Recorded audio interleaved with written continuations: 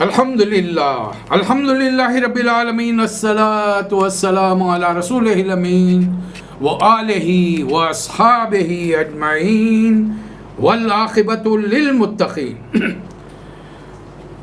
معزز خواتین و حضرات، السلام علیکم ورحمۃ اللہ وبرکاتہ۔ اعوذ باللہ من الشیطان الرجیم، بسم اللہ الرحمن الرحیم۔ الحمدللہ الذی وَهَبَ لِي عَلَى الْكِبَرِ إِسْمَاعِيلَ وَإِسْحَاقَ إِنَّ رَبِّي لَسَمِيعُ الدُّعَاءِ رَبِّ اجْعَلْنِي مُقِيمَ الصَّلَاةِ وَمِن ذُرِّيَّتِي رَبَّنَا وَتَقَبَّلْ دُعَاءِ رَبَّنَا اغْفِرْ لِي وَلِوَالِدَيَّ وَلِلْمُؤْمِنِينَ يَوْمَ يَقُومُ الْحِسَابُ۔ صدق اللہ مولانا العظیم۔ بہت سارے حضرات یہ دعا التحیات کے بعد نماز ختم کرنے سے پہلے پڑھتے ہیں۔ آج ایک یوں سمجھے کہ چھوٹا سا کوئز ہے آپ حضرات کا، دینی معلومات کا۔ ذہنوں پر زور دیجئے کس سورے کی آیات ہیں؟ آیات ہیں لیکن التحیات کے بعد، درود کے بعد دعا میں پڑھی جاتی ہے، ایک بڑی تعداد پڑھتی ہے، سارے نہیں، مختلف لوگ مختلف پڑھتے ہیں۔ مکہ مکرمہ ہے، نبی کریم صلی اللہ علیہ وسلم کی تبلیغی زندگی کا 11واں سال اختتام پر پہنچ رہا ہے، اور اس سے پہلے 11ویں سال اللہ تعالیٰ نے جو سورے نازل کیے ہیں ایک اندازے سے میں آپ کی خدمت میں پیش کر رہا ہوں۔ نبی کریم صلی اللہ علیہ وسلم 10ویں سال طائف جا کر آئے، بڑے سنگین حالات تھے، بہت ہی سخت ترین دشوار گزار منزل سے آپ کو گزرنا پڑا۔ واپس آئے تو اللہ تعالیٰ نے خوشخبری دی کہ دوسری مخلوق جن کو امتحان کے لیے پیدا کیا گیا وہ بھی ایمان لائے، آپ ان پر تبلیغ کیجئے۔ پھر اللہ تعالیٰ نے اس ضمن میں 2 سورہ، سورۃ الاحقاف اور جن نازل فرمایا۔ پھر پیغمبر کا ایک سلسلہ شروع ہوا، 3 پیغمبروں کے واقعات لگاتار، اور میں نے اس کے ساتھ ایک جوڑا بنا کر ایک سورہ اٹیچ کیا ہے۔ سب سے پہلے نوح علیہ السلام کے بارے میں بتایا گیا کہ 950 سال تک ان کے ساتھ قوم نے کیا معاملہ کیا، کس طریقے سے انہیں زج کیا قوم نے، اور نتیجتاً 950 سال کی تبلیغ کے بعد گنتی کے آدمی ایمان لائے۔ اللہ تعالیٰ نبی کریم صلی اللہ علیہ وسلم کے ذریعے امت کو پیغام دے رہا ہے، یہ جو کام ہے بڑا صبر آزما کام ہے، پتے ماری کا کام ہے، یہ صرف چٹکی بجاتے ہوئے کھل جا سم سم کہہ دینے سے ہونے والی بات نہیں ہے۔ 950 سال ایک نبی کی بات کر رہا ہوں۔ تاریخ انسانی میں صرف حضور اکرم حضرت محمد مصطفیٰ صلی اللہ علیہ وسلم کا ایک واحد کارنامہ ہے کہ 23 سال میں پوری قوم کی کایا پلٹ کے رکھی۔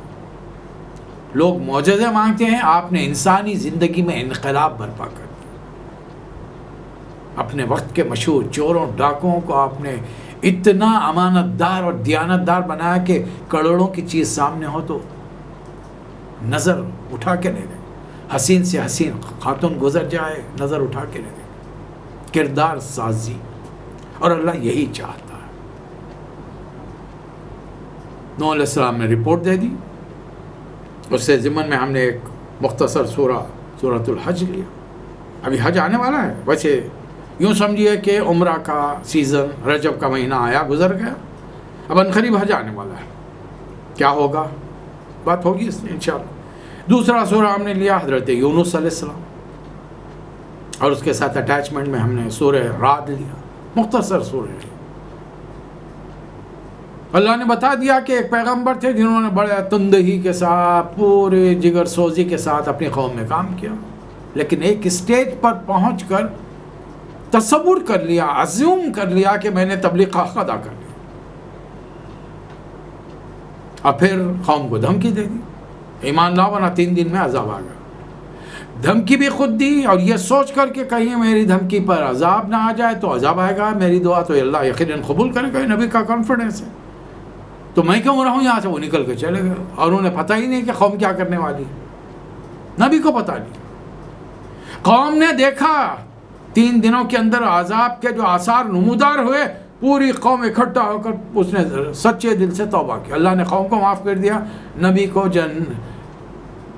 سمندر میں بڑی مچھلی کے پیٹ میں پہنچا دیا، 40 دن رکھا۔ اب تیسرے پیغام، یہ رسول اللہ علیہ وسلم کی کردار سازی ہو رہی، تربیت ہو رہی، ٹریننگ ہو رہی، بتایا جا رہا ہے آپ کو۔ یہ نبوت کا کام اتنا آسان نہیں ہے، اس لیے کہ کوئی آدمی ہو، جذبات انسان کے ساتھ لگے ہوئے ہیں، غم، دکھ، صدمے، خوشی، مسرتیں، یہ تمام چیزیں،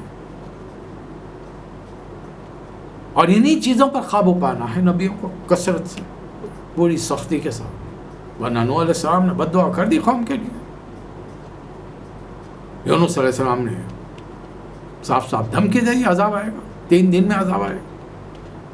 اب ابراہیم علیہ السلام کا واقعہ، اب آپ کو یاد آ گیا، یہ جو آیتیں ہیں وہ سورۃ الابراہیم کی ہیں۔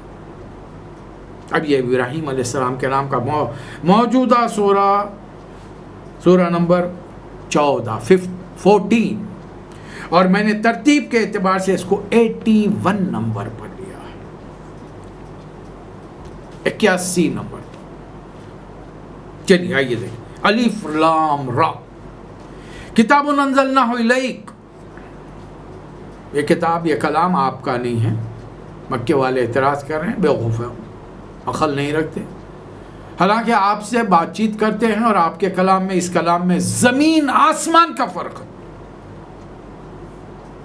سمجھ میں نہیں آتا ان کو۔ اور یہ کلام ہم نے اس لیے نازل کیا ہے لِتُخْرِجَ النَّاسَ مِنَ الظُّلُمَاتِ إِلَى النُّورِ، بے شک یہ رسول اللہ صلی اللہ علیہ وسلم پر نازل ہوا دنیا کے انسانوں کو اندھیرے سے نکال کر اجالے میں لائے، توحید کی روشنی میں لائے، شرک و بدعات سے دور کرے، انسان کو انسان کی غلامی سے چھڑائے، اللہ کی بندگی میں لے کر آئے۔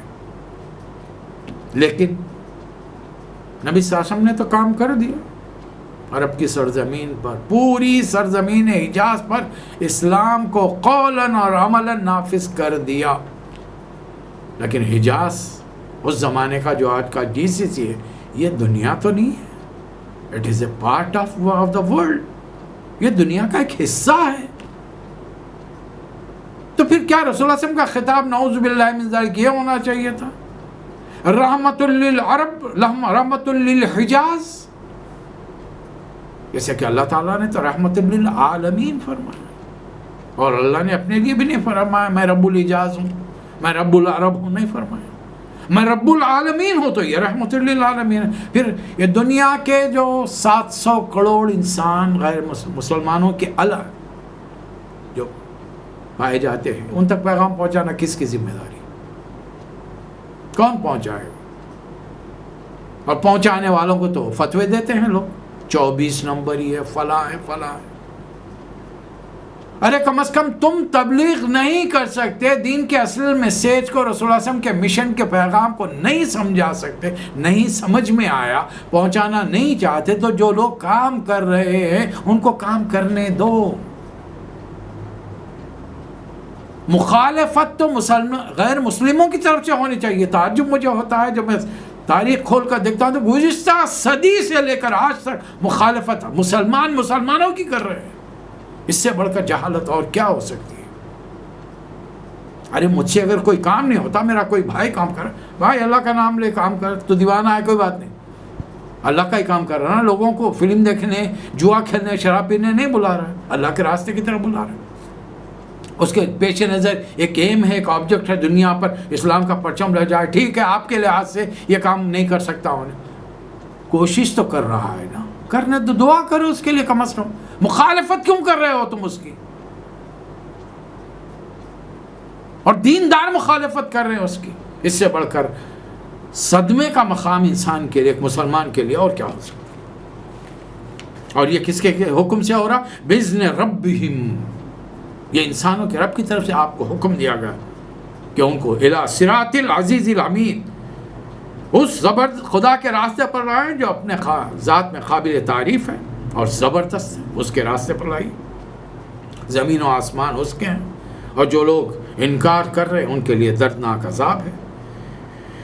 جو اللہ کے راستے سے لوگوں کو روک رہے ہیں اور چاہتے ہیں کہ یہ راستہ ان کی خواہشات کے مطابق ٹیڑھا ہو جائے، گمراہی میں یہ بہت دور چلے۔ اور اے نبی صلی اللہ علیہ وسلم یاد رکھیے، دنیا والے بہت سارے سب کانٹیننٹ کے لوگ اعتراض کریں گے، یہ تم سارے کے سارے عربی لیڈر کے ماننے والے ہو، عرب کے ماننے والے، عرب چلے جاؤ.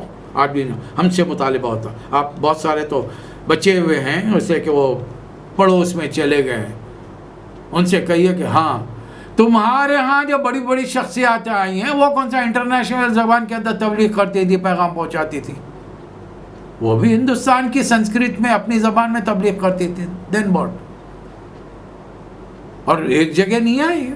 تمہاری معلومات اگر کم ہے اس کا ہمارے پاس علاج نہیں ہے. دنیا کی ہسٹری اٹھا کے دیکھو، ہر علاقے میں نیکی کے راستے پر، اللہ کے راستے پر بلانے کے لیے لوگ آئے ہیں. اور ہمارے نبی نے خاتم النبیین حضرت محمد مصطفیٰ صلی اللہ علیہ وسلم نے بتایا کہ 1,24,000 یا 40,000 نبی آئے، اور ہر نبی اپنے قوم کی زبان میں آیا. اللہ تعالیٰ فرما رہا ہے وَمَا أَرْسَلْنَا مِن رَّسُولٍ إِلَّا بِلِسَانِ قَوْمِهِ لِيُبَيِّنَ لَهُمْ. ہم نے اپنا پیغام کے لیے جب کوئی رسول بھیجا اس نے اپنی قوم ہی کی زبان میں پیغام. ورنہ کیسا سمجھ میں آتا؟ چائنا میں جاتے جاپانی میں گفتگو کرتے ہیں، انڈیا میں آتے انگریزی میں بات کرتے، کیا سمجھ میں آتا؟ تاکہ اب لوگوں کو پیغام کے کانٹینٹس پہ غور کرنا چاہیے، زبان کی نوعیت پر غور نہیں کرے. اور یہی چیزیں بہت ساروں کو گمراہی میں لے جاتی ہے، اور جو اس سے ماورا ہوتے ہیں وہ سیدھے راستے پر آ جاتے ہیں. اور دیکھیے اے نبی صلی اللہ علیہ وسلم اس طریقے سے وَلَقَدْ أَرْسَلْنَا مُوسَىٰ بِآيَاتِنَا، ہم نے موسیٰ کی زبان علیہ السلام میں ہبرو تھی، عبرانی. ظاہر ہے ان کو بھی عربی میں بھیجتے، آپ کو بھی عربی میں بھیجتے، تو ان کو وہ اپنی قوم تک پیغام کیسے پہنچا سکتے؟ اس زمانے میں وہ آج سے ہزاروں سال پہلے موسیٰ علیہ السلام کی زبان، علاقے کی زبان ہبرو تھی. قبطیون نسل فرعونی وہاں پہ رہتے تھے، مسلمان بھی رہتے تھے. اب ان میں تبلیغ کیسے ہوگی بتائیے؟ عربی سے ہوگی تبلیغ؟ نہیں ہو سکتی. لہذا پھر اللہ نے حکومت دی حضرت یوسف علیہ السلام کے زمانے میں، لیکن مسلمانوں کا حال یہ ہے کہ جب کوئی اللہ کی نعمتیں ملتی ہیں اس کو عیاشی میں، دنیا داری میں، آپسی دشمن سر پھٹول کے اندر ہاتھوں سے گنوا دیتے. ہم نے بھی گنوایا نا. زمین کے 2 بڑے خطے ملے تھے، 2 علاقے والے مل کے نہیں رہے، جبکہ اللہ کا قرآن میں حکم ہے کہ تم تمام دنیا کے انسان انما المؤمنون اخوہ، ہم بھائی بھائی بن کے نہیں رہ سکتے، جدا ہو گئے، نام بدل لیے. یہ ہوتا ہے. اللہ کے دین سے رتی برابر روگردانی کرو گے، آپس میں فساد، یفسد فی الارض ویسفک الدماء، زمین میں فساد، خون کی ندیاں بہا دو گے. اس زمانے کے مسلمان جب دنیا داری پر اتر آئے تو اللہ تعالیٰ نے فرعونیوں کا غلام بنا. وہ کیا کرتے تھے؟ یذبحون ابناءہم ویستحیون نساءہم، ان کی لڑکیوں کو جیتا چھوڑ کر لڑکوں کو مار ڈالتے.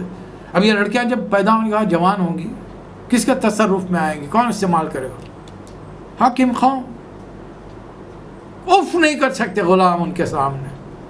اور فرعونیوں نے پوری مسلمان قوم کو غلام بنا کے رکھا تھا. ان کو آزاد کرانے کے لیے اللہ تعالیٰ نے بچہ پیدا کیا، بچے کی پرورش فرعون کے محل میں کی. پھر ایک وجہ سے ان کو مسجد چھوڑ کے جانا پڑا. 10 سال کے بعد آئے، 10 سال تک مزید تبلیغ کرتے رہے، تب کہیں جا کر مسلمان آزاد. آزادی یوں نہیں ملتی. یہ بدبختی ہے، ہماری بد نصیبی ہے، آزادی کی ہم قدر نہیں کر سکے. ایک ملک آج آزاد ہوا 15 اگست، ایک دن پہلے ایڈوانس، لیکن قدر نہیں کی گئی. اس کے لیے تعویلات، پڑھا لکھا طبقہ تعویلات کر رہا ہے.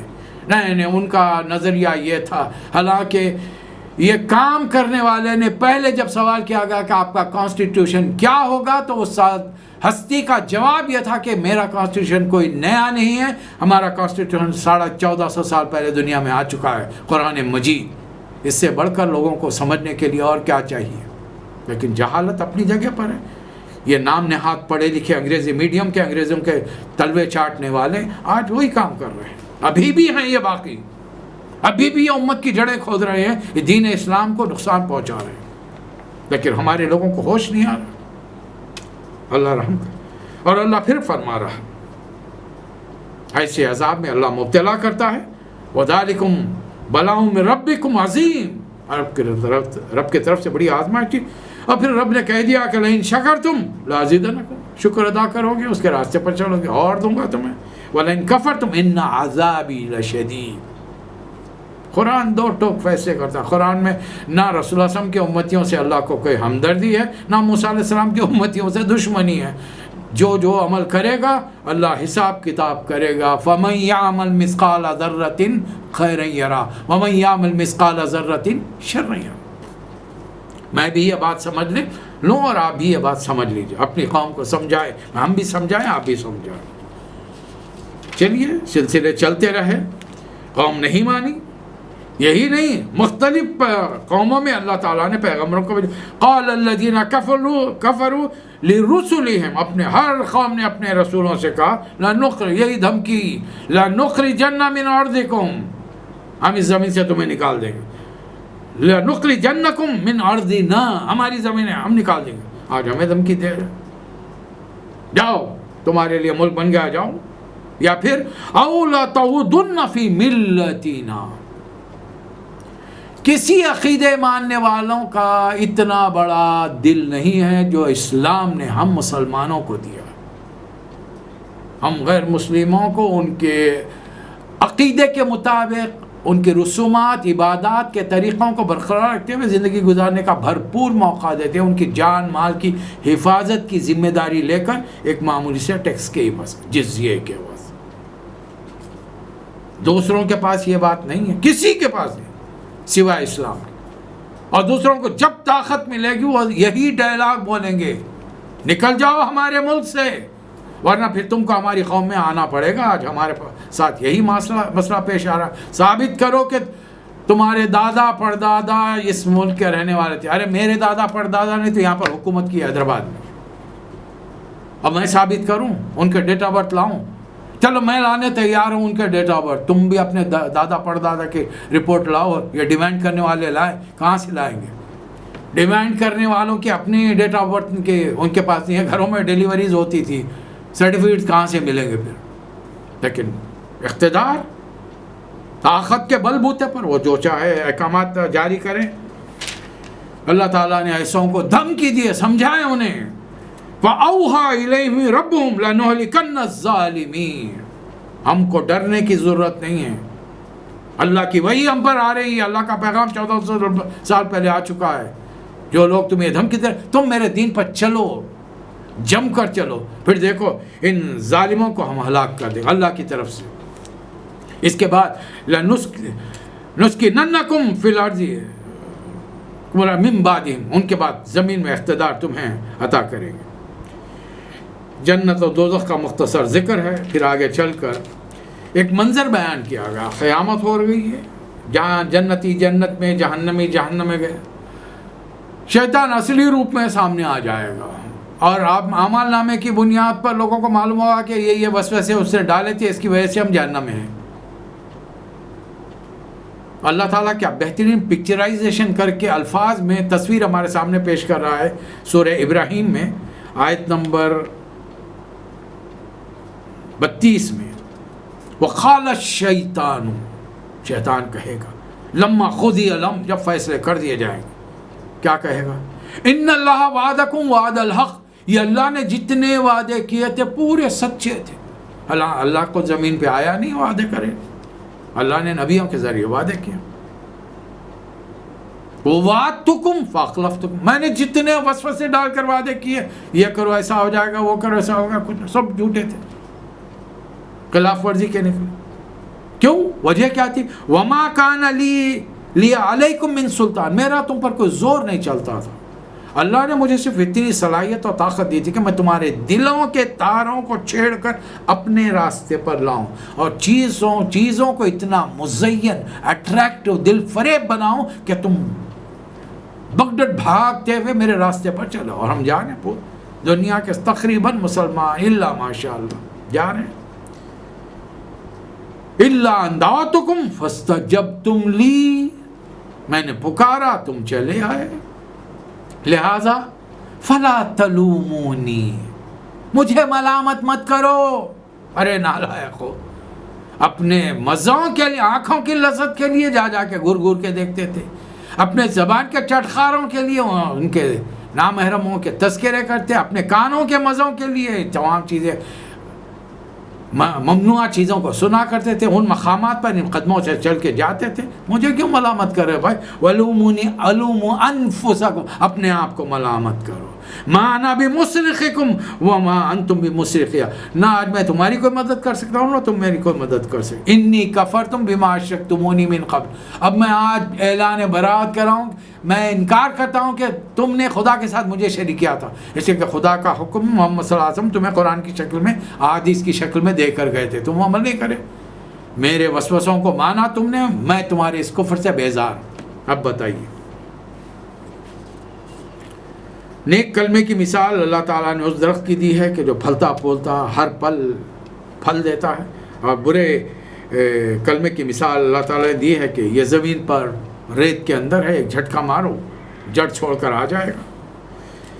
پھر آخر میں اللہ تعالیٰ نے اپنی کچھ صفات بیان کی. اللہ وہی ہے جس نے زمین آسمانوں کو 6 دنوں میں پیدا کیا، آسمان سے بارش برسائی، زمین سے رزق نکالا، سمندر میں تمہاری کشتیوں کو مسخر کیا، چاند سورج یہ تمام چیزیں تمہارے لیے مسخر ہیں، اور جو کچھ تم نے چاہا. وَآتَاكُم مِّن كُلِّ مَا سَأَلْتُمْ. انسان زندگی آسان بنانا چاہ رہا ہے، لیکن بدقسمتی سے تحقیق ہم نہیں کر رہے ہیں، تحقیق غیر مسلم کر رہے ہیں. جب تک اس قوم کے لوگ قرآن سے جڑ کر تحقیق کریں گے، یہ حلم کی تعریف ڈیفینیشن. ابراہیم علیہ السلام کو پہلے بیٹے کی بشارت کی یا کیا کی گئی تھی، آپ کو یاد ہے؟ ربی حبلی من الصالحین، پہلے بیٹے کے لیے حکم ہوا تھا. تو اوپر سے جواب آیا فبشرناہ بغلام حلیم، حلم والا بیٹا، سمجھدار بردبار، میرے کلام سے دل جوڑنے والا بیٹا، یہ کلام کو تھام کر دنیا کو تسخیر کرے گا. ہم نے چھوڑ دیا 500 سال پہلے کام. اب تحقیق کا کام کس نے کیا؟ غلام علیم. ان لوگوں نے جو اس بیٹے کی اولاد سے، ان کی جنریشن سے آ رہے حضرت عیسیٰ علیہ السلام، اور عیسیٰ علیہ السلام کی پیدائش پر فرشتوں نے آ کر کہا فبشرناہ بغلام علیم. ان کے پاس قرآنی علم نہیں ہے، ان کے پاس دنیاوی علم ہے، اور وہ بہت تیزی سے آگے جا رہے ہیں، اور ہم ان کے پیچھے پیچھے، ہم ان کا مقابلے کی سکت نہیں رکھ سکتے جب تک کہ دوبارہ امت مسلمہ اپنا تعلق قرآن سے نہ جوڑے. وَاعْتَصِمُوا بِحَبْلِ اللَّهِ جَمِيعًا، سارے کے سارے مل کر اس ڈوری کو مضبوطی سے، رسی کو تھام لو. اب آ رہا ہے حضرت ابراہیم کا نام. وَإِذْ قَالَ إِبْرَاهِيمُ رَبِّ اجْعَلْ هَٰذَا بَلَدًا. عراق سے نکلے، فلسطین آئے، بوڑھے ہو گئے تبلیغ کرتے کرتے اطراف کے پورے علاقوں میں، مصر ہے، فلسطین ہے، جارڈن ہے، تبلیغ ہو رہی ہے. بڑھاپے میں اللہ نے اولاد سے نوازا، دوسری بیوی حضرت ہاجرہ سے اللہ نے حکم دیا بیٹے کو فوری لے جاؤ بسا دو. فرماتے ہیں ربنا انی اسکنت من ذریتی بوادی غیر ذی زرع عند بیتک المحرم. اے اللہ، میں نے اپنی اولاد کے ایک حصے کو یہاں بسایا ہے، تیرے محترم گھر کے پاس.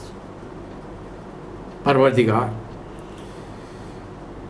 ربنا لیقیموا الصلاۃ. آج امت مسلمہ کا ایک بڑا طبقہ نماز سے دور ہے. ابراہیم علیہ السلام اپنی امت کے لیے، اپنی ذریت کے لیے دعا کرے کہ اللہ ان کو نماز کا پابند بنا. فجعل افئدة الناس من الناس تهوی الیہم، لوگوں کے دلوں کو ان کی طرف متوجہ فرما، ان کے دلوں کے، لوگوں کے دلوں میں ان کی محبت ڈال، اور ان کو رزق دے. وارزقہم من الثمرات لعلکم تشکرون، میووں کا پھل دے. آج سعودی عرب میں سال کے 12 مہینے ہر قسم کے میوہ جات اویلیبل ہیں. ایسٹ میں آم ختم ہو گئے، ویسٹ سے آم آ رہے ہیں. سیب ختم ہو گئے، ویسٹ سے سیب آ رہے ہیں. نارتھ سے آ رہے ہیں، ساؤتھ سے آ رہے ہیں. کسی نہ ملک سے، کسی نہ کسی ملک سے میوہ جات چلے آ رہے ہیں بے موسم. ہمارے لیے وہ موسم کا میوہ نہیں ہے، لیکن وہاں سعودی عرب میں اویلیبل ہے. ابراہیم علیہ السلام کی دعا، اور کون سی سرزمین پر؟ ان کے اپنے الفاظ میں، اولاد کو میں نے کہاں بسایا پروردگار؟ بوادی غیر ذی زرع عند بیتک المحرم. تیرا گھر جہاں گھاس کی پتی نہیں اگتی ہے، جہاں کھیت کھلیان نہیں ہے، لیکن دنیا سے سپلائی جاری ہے، ابراہیم علیہ السلام کے زمانے سے آج تک چل رہی ہے۔ اب اللہ کا شکر ادا کر، الحمدللہ الذی، اللہ کا لاکھ لاکھ احسان، جتنا شکر ادا کروں تعریف تو صرف اسی کے لیے ہے۔ وَهَبَ عَلِي عَلَى الْكِبَرِ اسماعیل و اسحاق، میں نہیں کہہ رہا ہوں، ابراہیم علیہ السلام اپنی زبان سے دہرا رہے ہیں کہ اس بڑھاپے میں اولاد دی، اور وہ بھی بڑھاپا بھی کیسا، آدمی تو اپنے آپ کو بوڑھا بولے گا تو ذرا پھر بھی لوگ سمجھتے ہیں کہ نہیں نہیں کچھ طاقت ہوگی۔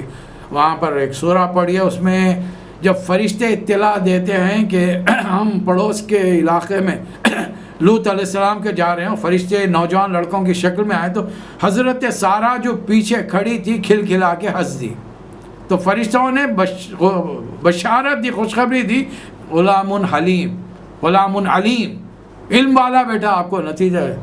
فسکت وجہا قالت عجوز عقیم ھذا بال شیخ، منہ پیٹ لیا، اس بڑھاپے میں مجھے اولاد ہوگی، میں بوڑھی بانج عقیم، اور یہ بالی شیخ بوڑھے ہو چکے ہیں، بڑے میاں۔ ایک عورت کا اسٹیٹمنٹ سے بڑھ کر کیا ہے کہ اسے شوہر سے توقع نہیں کہ وہ اولاد ہوگی، لیکن ابراہیم علیہ السلام فرمانے کہ اللہ دیتا ہے۔ دوسری بیوی جوان تھی، اولاد ہو گئی، پہلی بیوی بوڑھی تھی، اس کے باوجود اولاد ہو گئی، الحمدللہ۔ تو مانگنا کس سے چاہیے؟ اللہ سے۔